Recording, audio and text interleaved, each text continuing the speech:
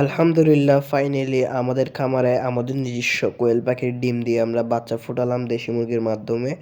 আজকে আমরা দেখাবো আমাদের ব্রুডিংটা আমি কীভাবে ব্রুডিং করছি। আসলে আমরা লাইট ডিপ ব্রুডিং করতাম কিন্তু পরে করিনি, কারণ এটা খুব ভেজাল। আমরা পরে মুরগি দিয়ে ব্রুডিং করব ভাবছি এবং সেটাই করতেছি। এবং তাদেরকে আমি লেবুর পানি দিয়েছি, কারণ গ্লুকোজ আমার থেকে ছিল না, মাল্টিভিটামিনও ছিল না। আমি যেহেতু ছোট পদ্ধতিতে কোয়েল পালন করছি, সুতরাং আমার লেবু পানি দেওয়াটাই বেটার মনে হয়েছে, সুতরাং আমি সেটাই দিয়েছি।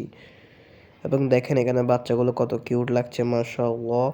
সবাই আমাদের জন্য দোয়া করবেন, আর সবাই প্লিজ একটু করে মাশাআল্লাহ বলবেন। আপাতত তাদেরকে আমরা ব্রয়লারের স্টার্টার ফিড দিচ্ছি নারিশ কোম্পানির, যেটা সবচেয়ে ভালো আমার মনে হয়। তো দেখেন মাশাআল্লাহ, আর কাপড়গুলো দেখছেন, কাপড়গুলো অলওয়েজ পরিষ্কার রাখবেন। খামার যত পরিষ্কার পরিচ্ছন্নতা রাখবেন, রোগ জীবাণু তত কম হবে, রোগ জীবাণু তত হবেই না বলতে গেলে। আর অনেকজন বলেন যে দেশি মুরগি দিয়ে ব্রুডিং হয় না, আসলে হয়, অনেকজন পারে না এটাই। সবাই আমাদের জন্য এবং আমাদের খামারের জন্য দোয়া করবেন, কারণ আমি খুব অসুস্থ। প্লিজ দয়া করে আমার জন্য একটু দোয়া করবেন। দেখা হচ্ছে পরের ভিডিওতে। আসসালামু আলাইকুম, আল্লাহ হাফেজ।